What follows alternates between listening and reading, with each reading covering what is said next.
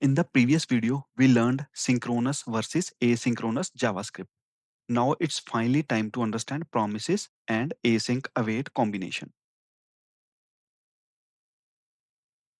Async and await, like how the combination can be used as part of Playwright.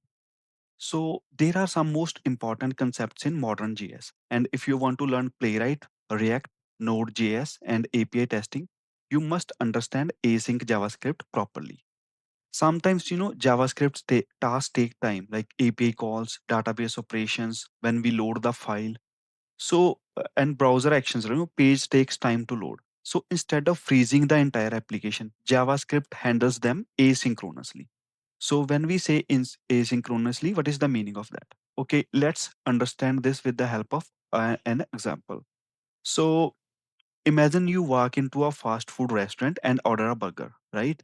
First of all, you get a receipt. So the receipt acts as a promise. So the cashier doesn't hand you a burger instantly, right?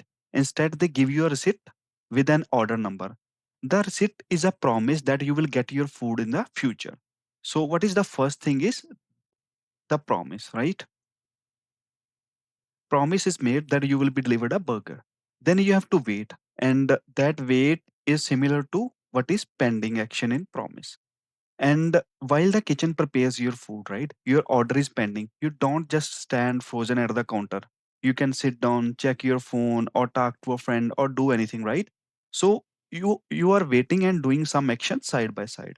And then if the promise gets resolved, right, then but we say that this is success and promise is resolved, right? So your number is called and you get your burger. And but if there can be a failure, sometimes if like something is out of stock, right? The kitchen run out of ingredients, the manager tells you sorry, no more burger, the promise gets rejected. So there can be three status for the promise: pending, resolved, or rejected, right? So first of all, why do promise exist? In coding, some tasks take time, like loading a web page, right? So fetching data.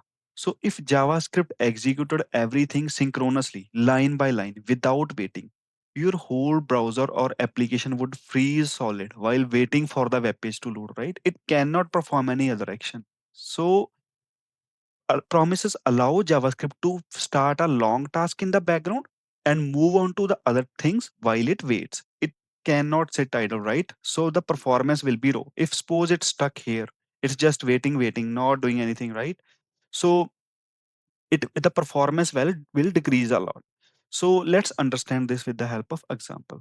So let me write let user login is equals to how do we write promise? New promise. So new promise, then promise starts. Instead, inside promise, what do? We write a function, right? How do we write a method that we already know, right? Arrow functions, we just start and then we put in the arguments, right?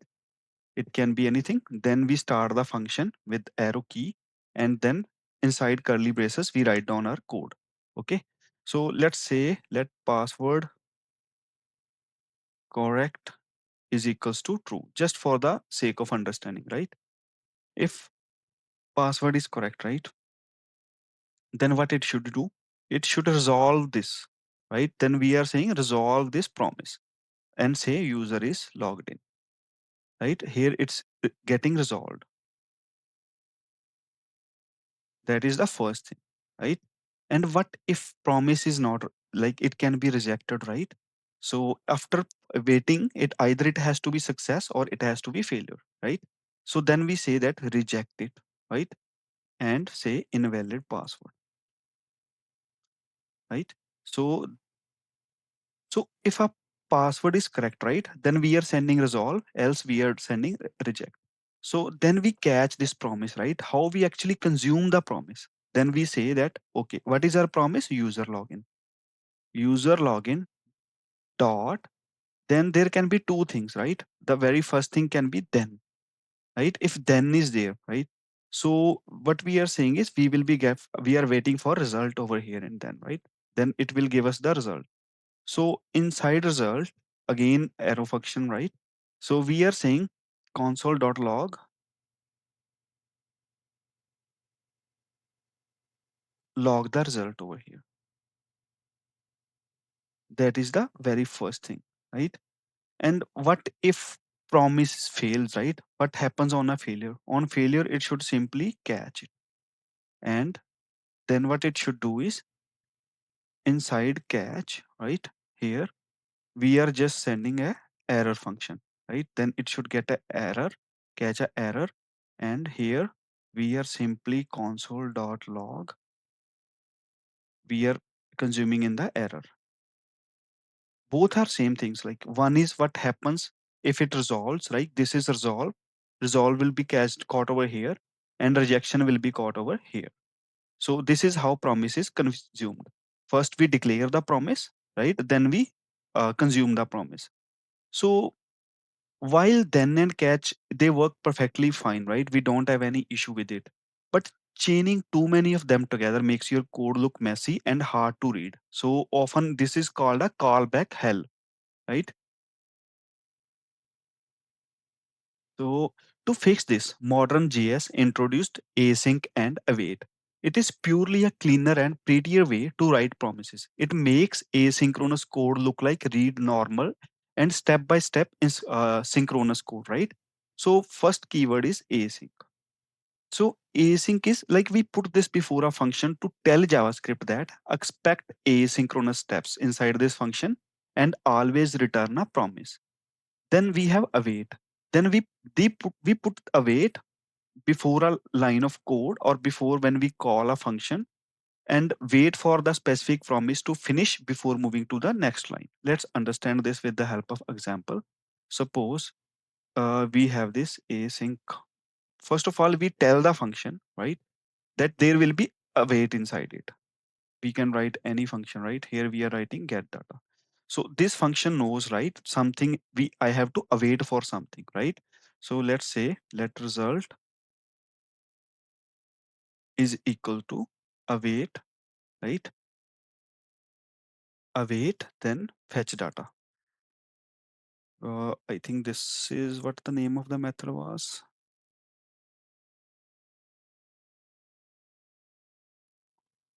Uh, okay, user login. We can say user login here. Await for user login to resolve, right? Here we are asking it to await once user login is done. If user login is done, right, then it will simply console.log the result, right? Now we have changed this code, right? This thing into a simple async and await, right? So when the playwright, how is the playwright connection over here? When automating a browser, right? Typing a URL loading takes time, like clicks take time, right? Some buttons take time. So we write await before every each and every step, like wherever we have to do some action. And so top, there is one top interview question, like what is the relationship between async, await, and promises? So the answer, like async and await is not a new system, right? It is just a syntactic sugar built on top of standard JavaScript promises to make them easier to read and write. So we are building this async, right, and await on top of this, on top of promises, right? So there is one beginner mistake, like trying to use await inside a normal function, right? Await only works if it lives inside a function where we have this async keyword. Without this async keyword, await won't work, right? So I think this is it. Okay, I have one practice code. Let's go to that sample.js file. Here we have this function, right? This is navigating to some website. And this function will return a promise, right?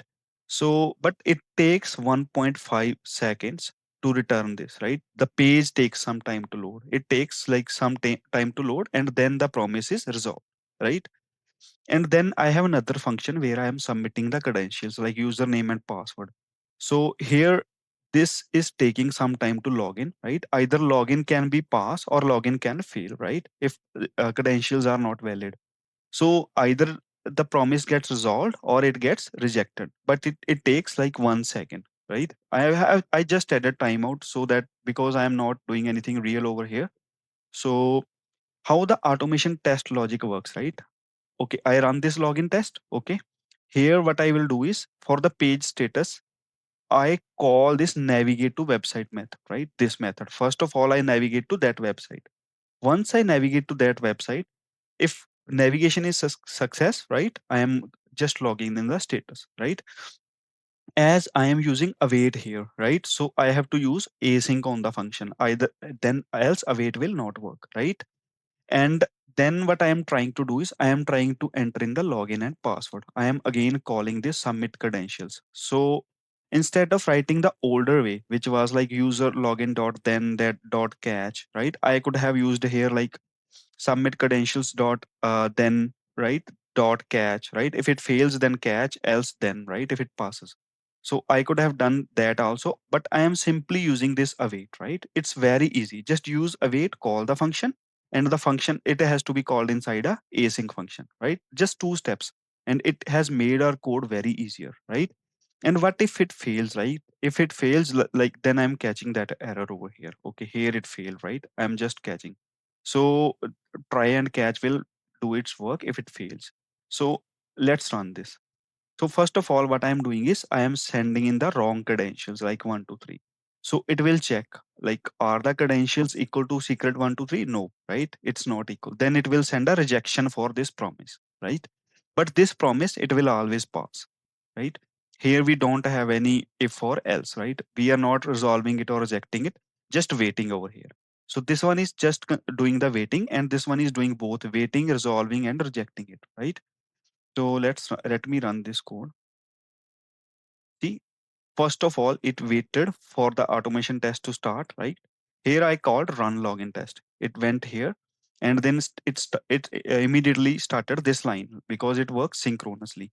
Then it awaited for this navigate to website, right?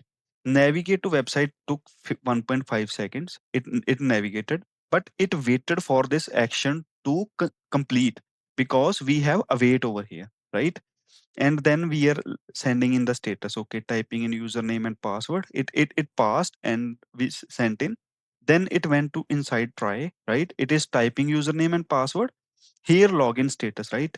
Login status takes 1 second, right? It's taking some time, but we send in the wrong one. So if we send in the login, it will go inside catch, right? But why it will go inside catch? Because the promise is getting rejected over here, it's not getting passed.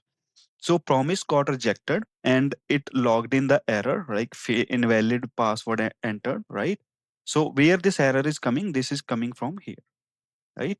And then after that, the test failed, right? So what if instead of sending in the wrong this one, I can send in the correct one as well. So then the promise will get resolved. It will not get rejected. So let's send in the correct ones and save it and run it. Starting automation test, page loaded, then typing username and password, login token received. Here it got rejected, right? But here it is received and the promise got resolved. And then test passed, user redirected to dashboard. That's how we use promises inside Playwright. It's really easy. Earlier, we had to write this every time, right? Then catch and too many conditions and callback keeps on happening. But here it's very simple. Just use async in the function and then await before the statement where you want your uh, JavaScript to wait for that function to happen, right? So I think that's it. And So I think we are good for now. Today we learned promises, then catch, async, await, and why async JavaScript matters. If this video helped you understand promises and async await clearly, don't forget to like the video and subscribe, and keep practicing because async JavaScript becomes easy only with the repetition.